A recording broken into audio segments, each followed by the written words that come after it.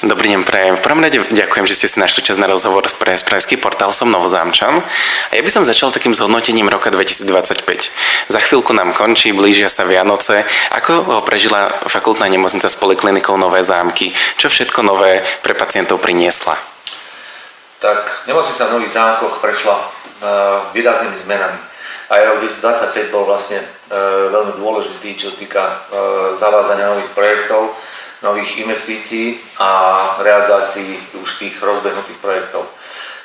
Čo sa týka takého globálneho všeobecného hodnotenia, tak nemocnica si naozaj polepšila.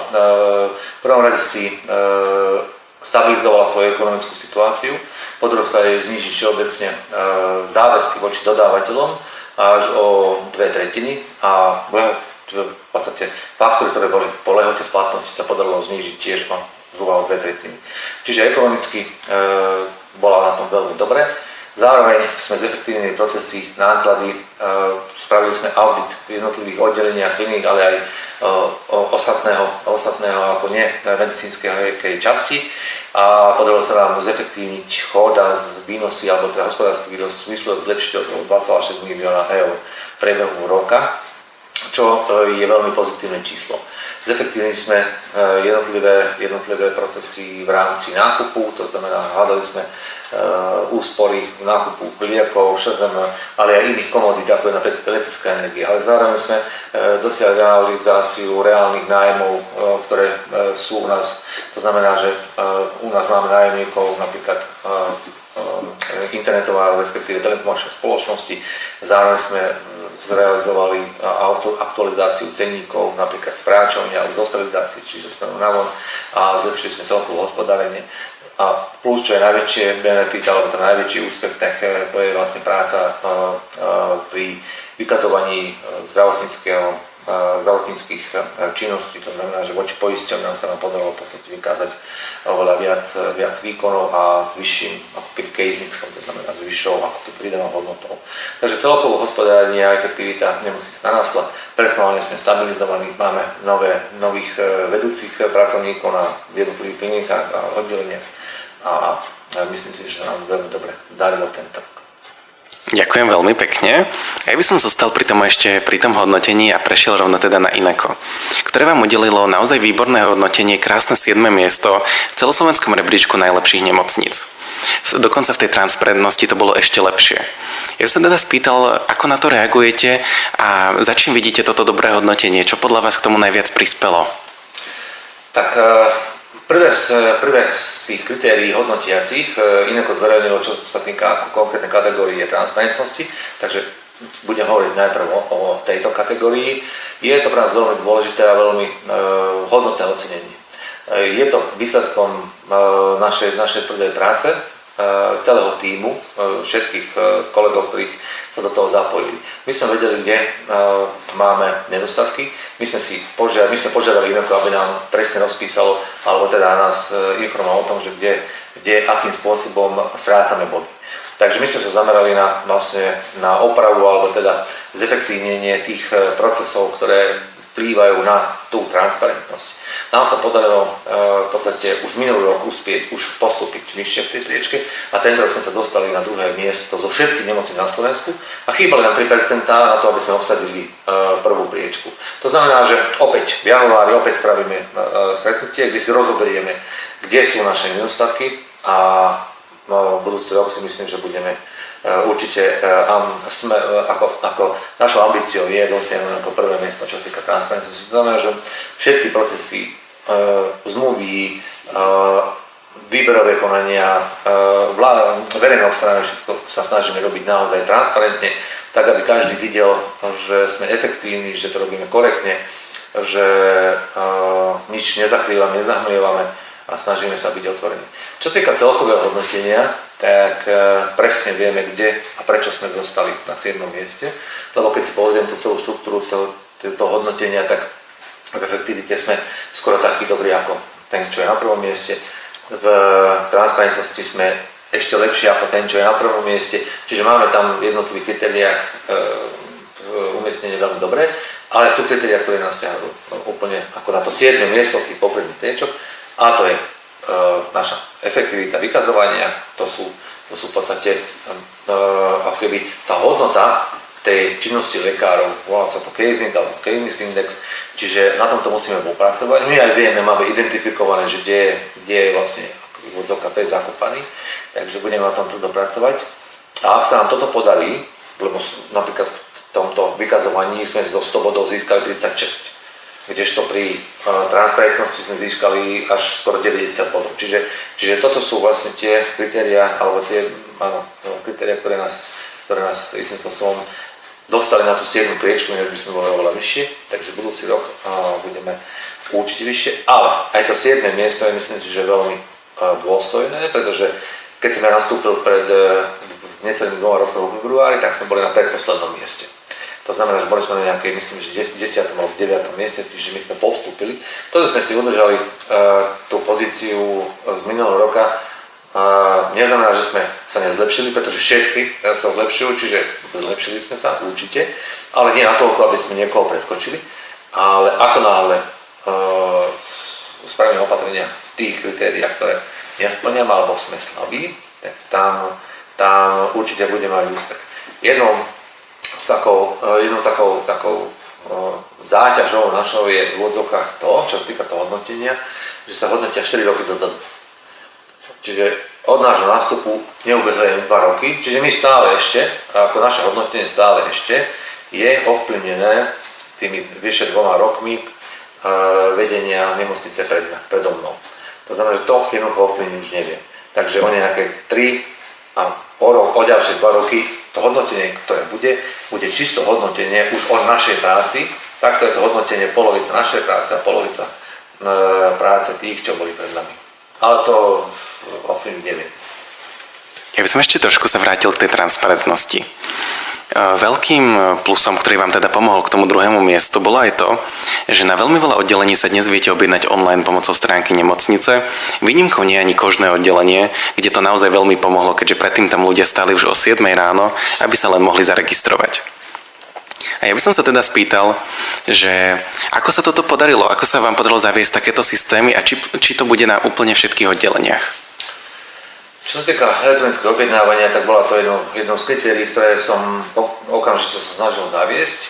A bolo viacero možností.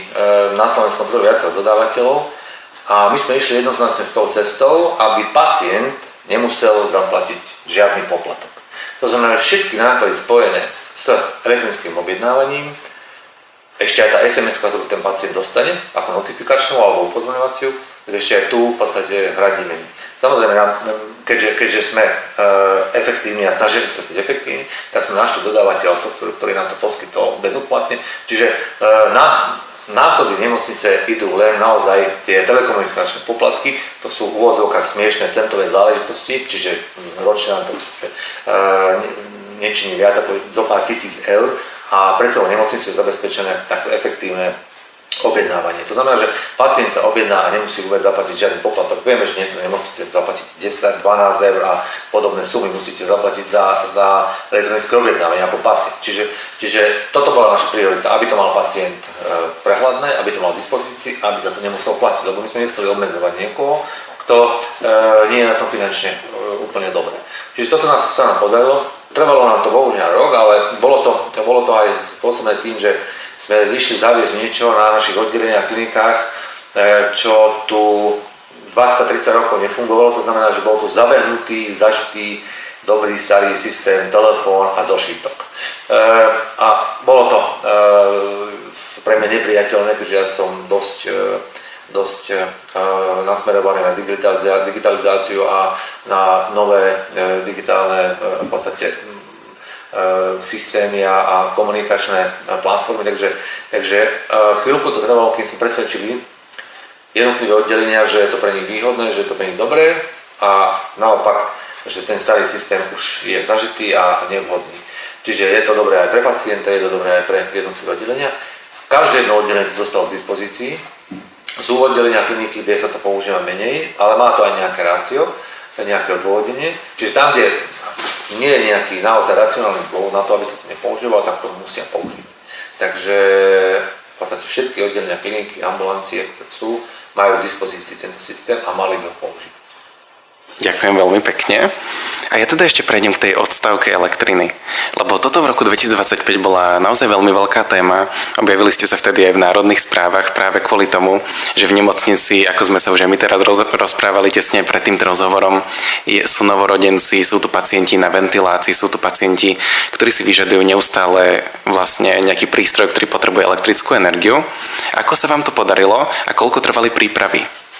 Prípravy trvali niekoľko mesiacov, to znamená, že mali sme stanovené nejaké 2 termíny a nakoniec aj ten prvý bol asi týždeň alebo 2 týždne predtým zrušený, potom bol ďalší termín nastavený a ten bol zrušený. To znamená, že my sme museli zabezpečiť poprvé, čo sa týka monobloku ako časti, kde prebieha teda ako medicína, tak tú časť celú monobloku sme sa snažili zabezpečiť tak, aby vôbec neutrpela žiadnu újmu, to znamená, aby neboli obmedzení nejakým spôsobom. Táto administratívna časť a technická časť, čo tiež je dosť veľký ako keby potenciálny odberateľ elektrickej energie, tak tu sme sa snažili ako keby zredukovať odbery.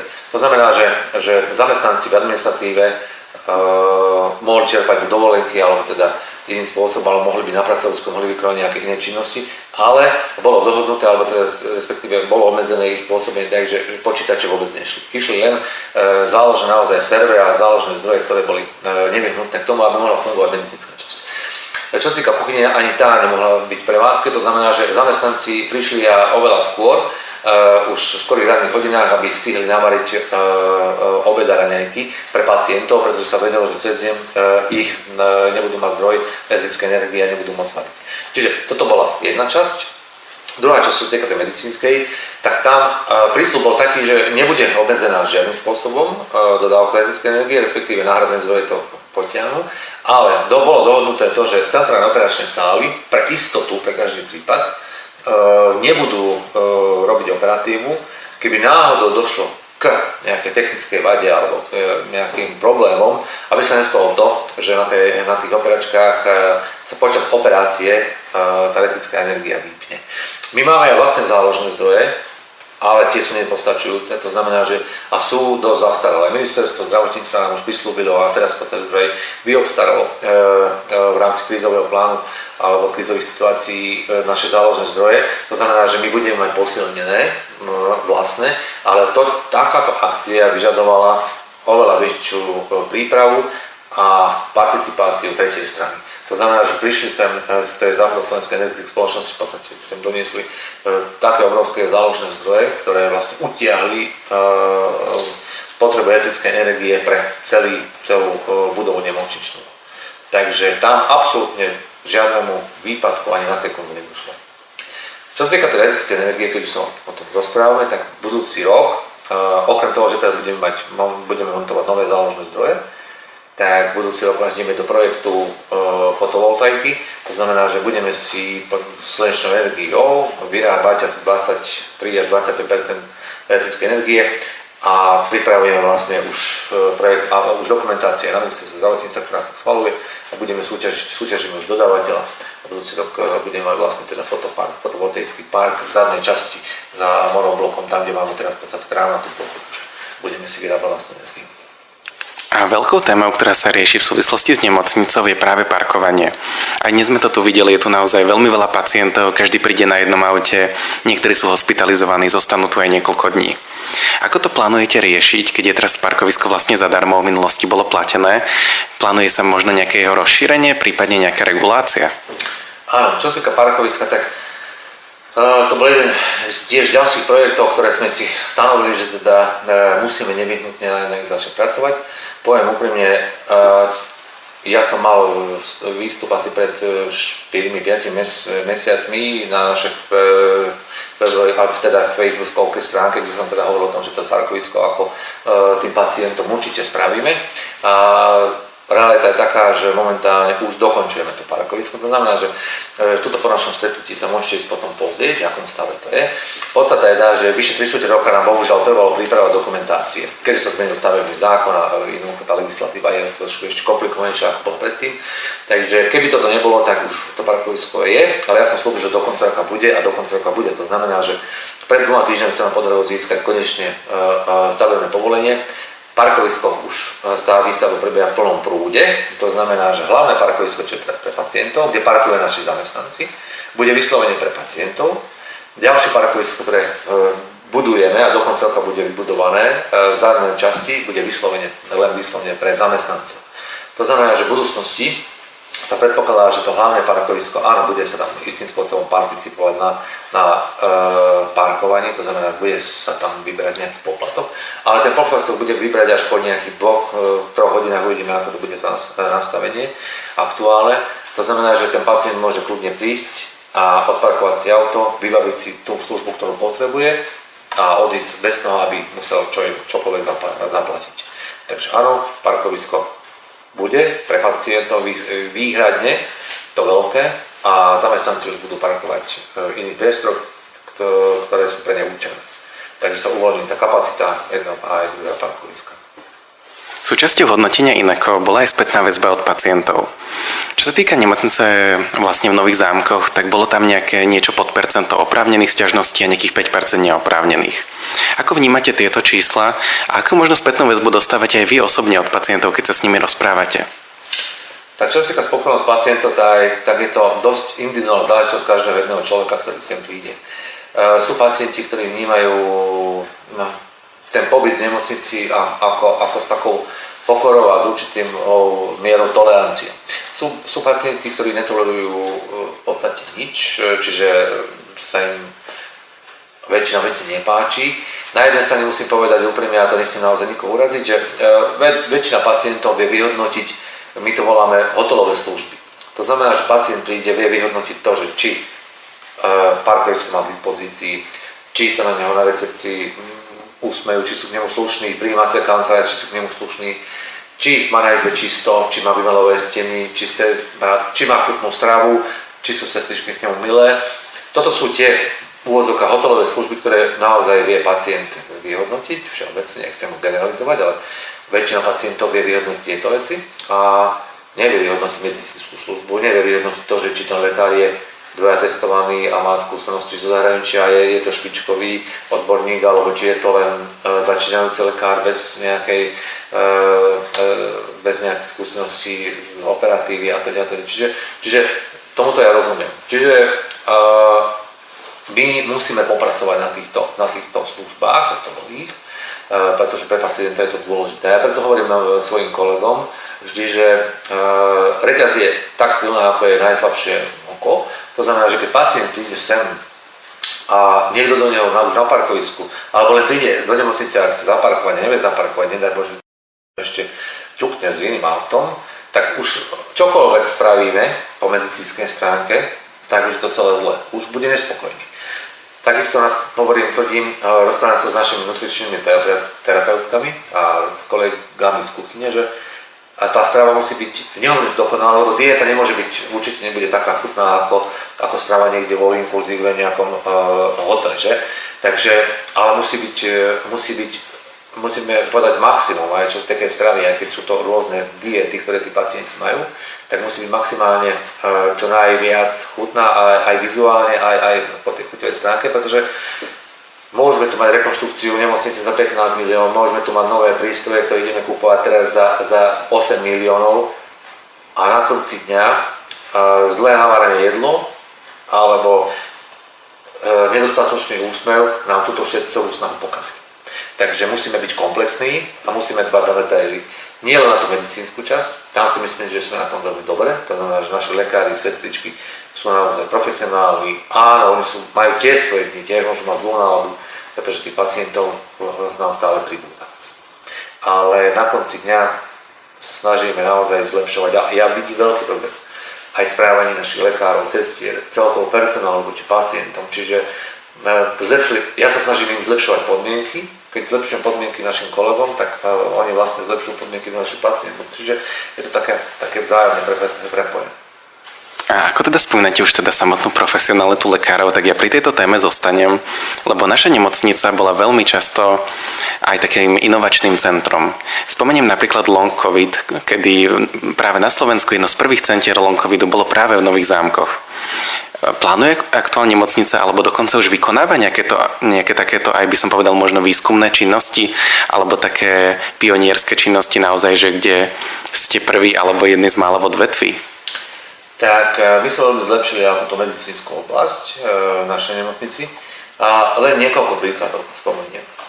Napríklad na oftalmológii nástupom nového primára sa začali robiť výkony, ktoré sa v Novozámorskej nemocnici a v tomto regióne vôbec nikdy nerobili. To znamená, začala sa operatíva zadného segmentu oka. To, keď niekto prišiel taký pacient s takýmto nálezom, tak jednoducho museli ísť do Bratislavy, do Banskej Bystrice, do nejakých vyšších pracovísk vzdialených. To znamená, že v rámci Slovenska, nechcem teraz si myšľať, možno najjednoduché môžeme zrátiť pracoviska, kde sa robia takéto výkony.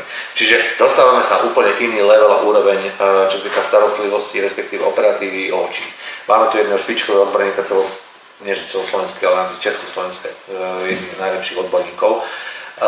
Samozrejme to vyžaduje nejaké finančné prostriedky, čiže my sme pomohli tomu oddeleniu, zafinancovali sme, kúpili sa nové stroje a ďalej sa ešte bude investovať, pretože vidíme, že to má zmysel. To znamená, tí pacienti sú spokojní, dostávajú tú najlepšiu a najkvalitnejšiu liečbu v rámci možností celosvetovej, ich trendov a operatívy.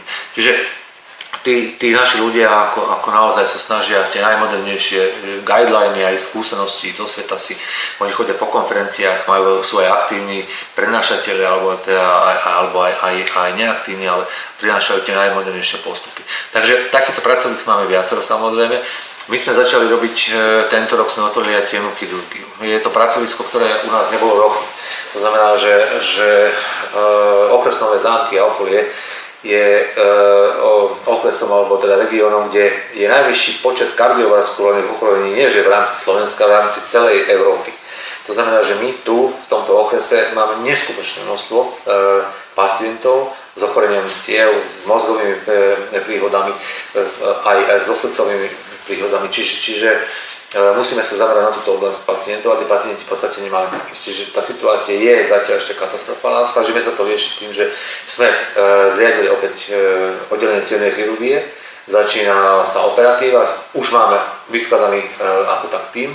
Ešte sme to navonok tak neprezentovali, pretože sú tak zahnutení tou prácou, že nechceme nejakú medializáciu zatiaľ, lebo bez tak sú veľmi preťažení. Toľko je tých pacientov a tí pacienti nemali tam ísť. A poviem rovno, tí pacienti v podstate vzhľadom na tých stav ciev napríklad prichádzali o končatiny a až dostávali sa do stavu, kedy už nebolo pomoci. Čiže nás sa možno za nejakých 50 rokov podarí to, že my už budeme robiť tú prevenciu týchto pacientov, to znamená, že nebudú oni sa dostávať do takého stavu, akom sú teraz, to znamená, že tá ďalšia, u ktorých sa tie ochorenia už teraz ukazujú, tak v podstate ich vieme zaliečiť tak, že nedostali do nejakých terminálnych štádií, ale naopak, že im predĺžime ten spôsob života riadny, normálny od ďalších 10-15 rokov a nebudú musieť prísť už na nejakú zásadnú operáciu, kde sa im ten spôsob života, tá kvalita života ako zásadným spôsobom zmení. Takže toto je náš cieľ, čo týka regiónu. Viacerí sa pýtajú, že čím to je, že sme teda topka v kardiovaskulárnych ochoreniach, tak má to viacero dôvodov. Jeden dôvod je ten, že v rámci celého juhozápadného Slovenska sa v podstate intenzívne poľnohospodárčilo. To znamená, že veľa insekticídov, pesticídov, to ešte stále máme nejaké reziduá v pôde a to všetko konzumujeme. A potom sme naviazali na tú maďarskú kuchyňu, to znamená, že veľa údenín, šunky, klobásky, to všetko je v podstate na dennom jedálnom listočku ľudí z tohoto regiónu, takže aj to istým spôsobom asi má zásadný vplyv na to, že prečo sme najhorší región v rámci kardiovaskulárnych ochorení. Spravili sme potom zmeny aj na interných oddeleniach. Máme novú pani primárku na internej klinike jednotke, kde nabiehame s novými metódami, čo sa týka kardio problematiky. Ona je kardiologička, kde sa učia naši lekári novým spôsobom Zároveň ideme do telemedicíny, to znamená, že budeme poskytovať pacientom možnosť monitorovania z domu, to znamená, že ten pacient žije úplne normálnym, komfortným životom doma a monitoring jeho zariadenia, ktoré má umiestnené na srdci, je monitorované a automaticky zasielané do nášho počítača, kde v prípade nejakej anomálie alebo nejakého excesu automatický program alebo software vyhodnotí, že je problém, tak nemusí ani volať a my už vieme o tom, že teda je s tým problém. To znamená, že ten pacient nemusí chodiť náročné na prehliadky, to znamená, že keď je chrípkové obdobie alebo čokoľvek, to vôbec sa nemusí unúvať, pretože my o ňom vieme všetko. A v prípade, že my zaregistrujeme nejaký problém, tak my ho ako notifikujeme, že nech príde do nemocnice a nech príde na ambulanciu a že sa spraví nejaký výkon. Ďalej tu máme, kúpili sme tento rok nový mamograf. Ideme, k nemu teraz kupujeme umelú inteligenciu, to znamená, že vyhodnocovanie tých snímkov pri vyhodnocovaní snímkov nám bude pomáhať umelá inteligencia. To znamená, že tá umelá inteligencia má navnímaných niekoľko miliárd snímkov aj vyhodnotení, čiže tá diagnostika bude rýchlejšia, kvalitnejšia a preto pacienta v konečnom dôsledku oveľa rýchlejšia, pretože máme veľmi veľké množstvo čakateľov a čakačiek. Takže tuto ideme tiež týmto smerom. Zároveň sme umožnili v podstate popisovanie snímkov lekárov na diaľku, to znamená, že cez bezpečné pripojenia vedia na diaľku, či je v zahraničí, či je v Nových Zámkoch, v Prešove, vie vyhodnotiť tú snímku online a vie pomôcť kolegovi, ktorý je tu priamo v nemocnici. Čiže vždy to niekto vie, určite, ale vie niekto ešte ako starší sekundárny lekár vie pomôcť. Máme ďalšie množstvo projektov, kde modernizujeme, digitalizujeme a snažíme sa teda ísť z domov. Takže toto len tak ako len taký zopár. Ale hovorím, je viac tých. Na neurochirurgii tiež tam nespíme, tam je jedno najšpičkovejších zariadení u nás, tak klinická neurochirurgická. Ideme do rôznych nových operatívnych postupov, biportálne techniky, to bolo aj medializované, čiže naozaj to znamená, že ten vstup nášho operatéra pri operácii je minimálny, to znamená, že sú to len naozaj malé polcentimetrové jazvy a tie operácie sa vykonávajú laparoskopicky bez potreby nejakého väčšieho zásahu do toho ľudského organizmu a prípadne na rekonvalescencii je úplne niekde inde. Zároveň máme pripravený projekt spinálneho centra, tu možno vidieť taký prvý náčrt. To je vlastne taká ďalšia akoby naša vízia.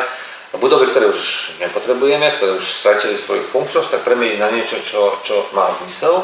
Takže máme tu spinálne centrum, psychiatrický stacionár, ktorý zajtra otvárame a máme ešte ďalšie plány s ďalšími budovami, ktoré by sme chceli premeniť, dať im nový život, aby tí pacienti náš región naozaj mali k dispozícii zdravotnú starostlivosť na najvyššiu úrovni. A nedáme sa nespýtať aj teda na samotný medicínsky personál. Ako ste na tom vlastne, čo sa týka počtu zamestnancov a čo sa týka nejakej potreby lekárov? Lebo tento rok sme to zažili naozaj na Slovensku pomerne veľa, čo sa týka lekárskej sféry.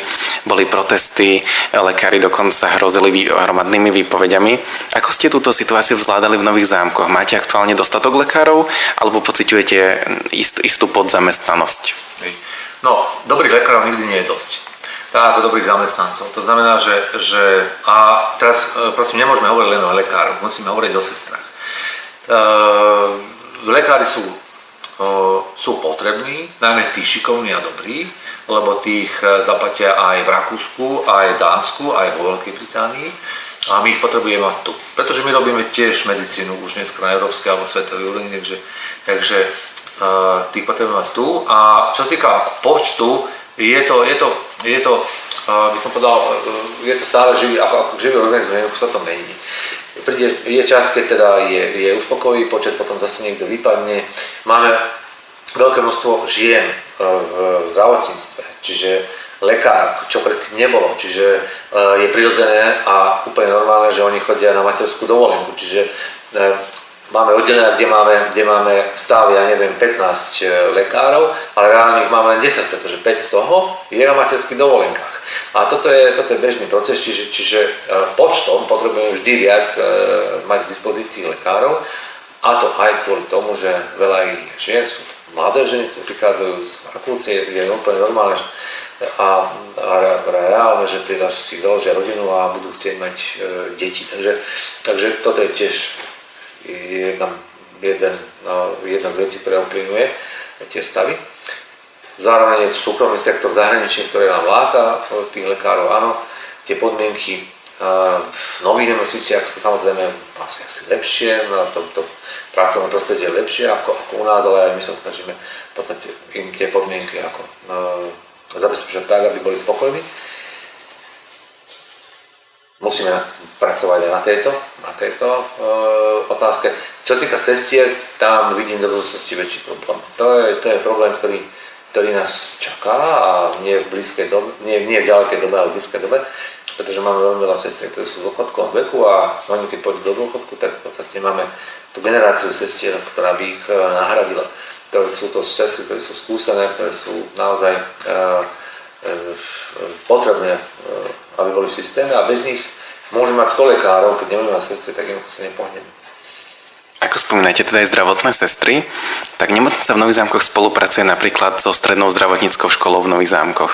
Vychovávate si teda možno aj budúcich zamestnancov? Áno, určite.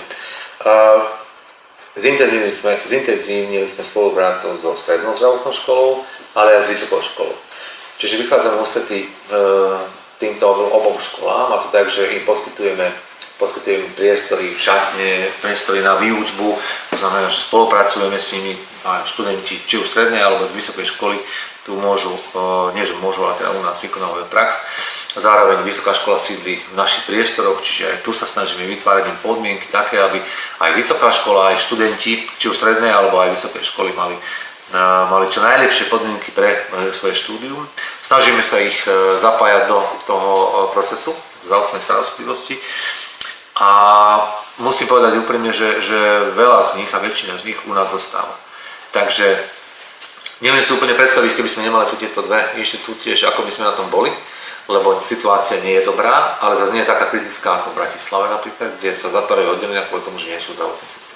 Takže my sme relatívne na tom dobre, čo sa týka ostatných, ale nie sme na tom dobre, chceme byť na tom ešte lepšie. Čiže spolupráca s vysokou školou, ale nie len s tou, ktorá je tu, ktorá vychová sestry, ale s vysokou školou, lekárskou fakultou. My sme podpísali zmluvu s lekárskou fakultou, že napríklad študenti môžu vykonať u nás šiestackú štátnicovú prax. To znamená, že študent nemusí v Bratislave praxovať ako v 6. ročníku, keď robí štátnice, ale môže prísť sem. U nás máme tu schválených školiteľov, mentorov, ktorí sa o nich postarajú. Čiže keď je niekto z regiónu, odtiaľto, z blízkeho, nemusí chodiť do Bratislavy na prax na štátnicov, môže ju vykonať tu u nás. My sa o ňu postaráme. Čiže to je ďalší taký spôsob, ako študentov nejak motivovať, aby si to u nás pozreli.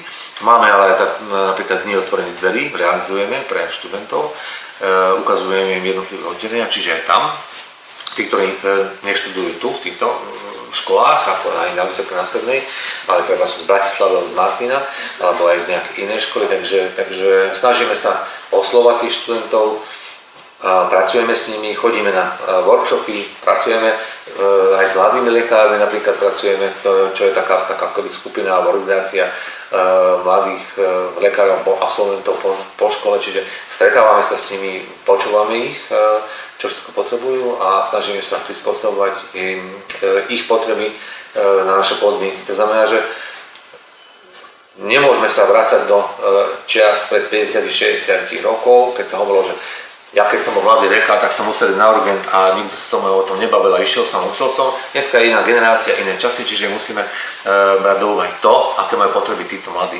lekári. Takže snažíme sa vychádzať v ústretí tak, aby boli spokojní a aby mali chuť u nás pracovať. Ďakujem veľmi pekne. Ja sa len na záver opýtam, aký odkaz chcete dať pacientom do roku 2026? Naše zdravotníctvo sa zlepšuje jednoznačne z roka na rok. Napriek tomu všeobecne tá mienka o zdravotníctve je veľmi zlá. Ja keď si pozerám správy alebo keď si pozerám sociálne siete, tak ľudia veľmi nadávajú Pritom nevedia, že čo všetko, aká veľké úsilie, čo všetko je za tým. Jednoducho je to enormné množstvo práce za tým, aby sme sa o nich vedeli postarať. Na druhej strane cítime veľký tlak od pacientov, že chcú mať hospitalizáciu, zdravotnú starostlivosť hneď, okamžite a bez obmedzení. Keď niekto ide von do zahraničia a okusí, ako funguje zdravotníctvo v zahraničí, či už vo Veľkej Británii alebo nejaké zahraničné krajiny ako v rámci Európy, to už nehovorím napríklad Spojených štátoch, tak je bežné, že sa čaká pol roka až rok na nejaký výkon. Jednoducho to zdravotníctvo, ktoré tu máme my dnes teraz, je oproti iným krajinám, by som povedal ešte celkovo takým luxusom, ktorý si možno ani tí naši pacienti neuvedomujú. Čiže našou snahou je udržať čo najlepšie podmienky pre nich, len aby mali trošku tolerancie v tom, že nejde všetko hneď a zaraz. Jednoducho aj lekári a sestry sú aj ľudia. A s prihľadnutím na to, že tých pacientov pribúda, lebo neskutočným spôsobom sa zvyšuje počet pacientov. Generácia obyvateľstva nám starne. To znamená, že s vyšším vekom, ako priemerný vek dožitia sa zvyšuje, tým pádom starší ľudia majú viac chorôb a tým pádom sú častejšie návštevníkmi nemocnice. A tým pádom je veľa väčší tlak na nás. Takže na záver len toľko, čo týka pacientov. Nech sú kľudní v tom, že my sa o nich postaráme a určite ich nenecháme po svojich bolestiach, starostiach a chorobe samých a spravíme všetko preto, aby bol spokojný. Ďakujem veľmi pekne. Ďakujem.